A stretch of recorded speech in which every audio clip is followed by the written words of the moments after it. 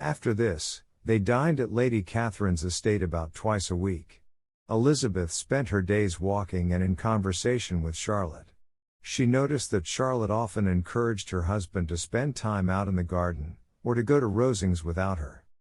When Elizabeth had been at Charlotte's for a fortnight, two visitors arrived at Rosings.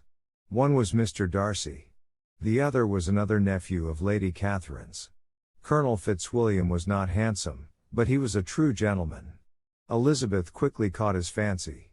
The next time Elizabeth came to Rosings, Colonel Fitzwilliam asked her to play the pianoforte. Mr. Darcy drew near to watch her play. "You mean to frighten me, Mr. Darcy, by coming to hear me? But I am too stubborn for that." Then, turning to Colonel Fitzwilliam, Elizabeth said, "I can tell you something quite dreadful about your cousin." "Pray, let me hear it," the Colonel said. "The first time I ever saw Mr. Darcy was at a ball," Elizabeth said. "And what do you think he did? He danced only 4 dances." Darcy blushed. "But at that time, I didn't know any of the ladies there." Elizabeth's eyes twinkled. "True, and nobody can ever be introduced at a ball," she said facetiously.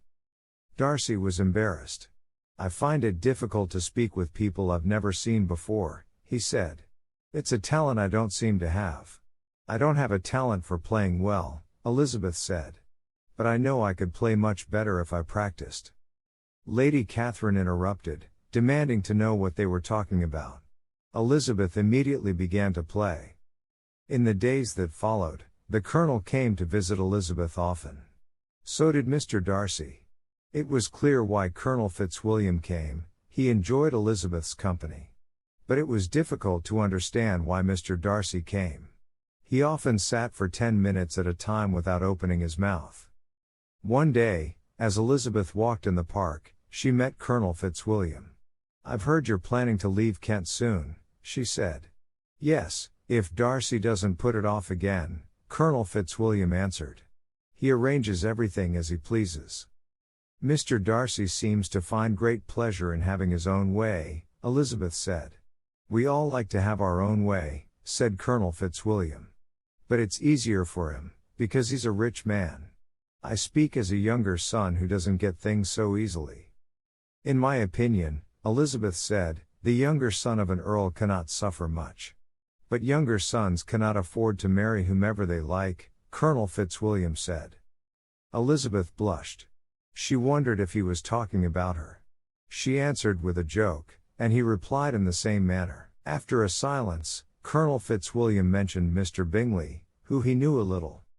Elizabeth said dryly, "Mr. Darcy seems to take great care of Mr. Bingley."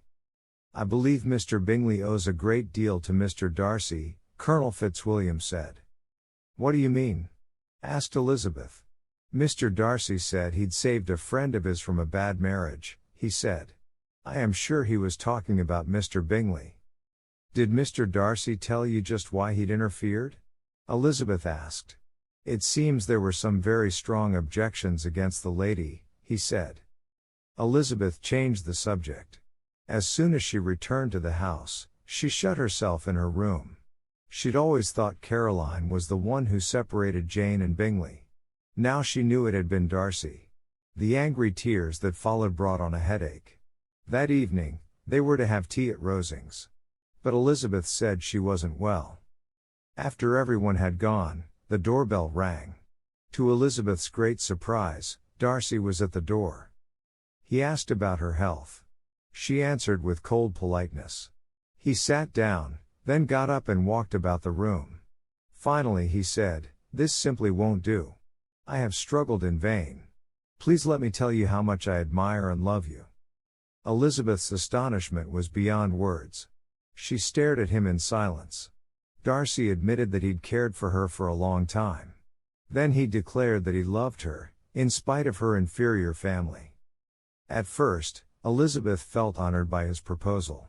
She was sorry to hurt Darcy by refusing him. But when he spoke of her family, the color rose in her cheeks. "If I could feel grateful for your offer, I would, thank you. But I cannot," she said firmly. Darcy became pale with anger. It was clear he expected her to accept him. Could you perhaps tell me why I was rejected? And with so little politeness? He demanded. I might as well ask why you chose to insult me. She said. You say that you care for me against your will. But even if I cared for you, how could I accept you? You have ruined my sister's happiness, perhaps forever. Can you deny this? I cannot deny it. I did everything in my power to separate Bingley from your sister. But that's not the only reason for my dislike. Wickham has told me how you treated him. You robbed him of everything that he deserved. And this, Darcy cried, is your opinion of me. I thank you for explaining it. And it is not only for these reasons that I dislike you. From the very beginning, I saw your arrogance, your conceit, and your selfish scorn for the feelings of others.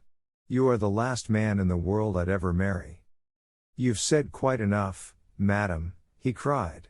I understand your feelings perfectly, now I'm only ashamed of what mine have been. Forgive me for taking up so much of your time. And accept my best wishes for your health and happiness. With these words, he quickly left the house. She felt too weak to stand.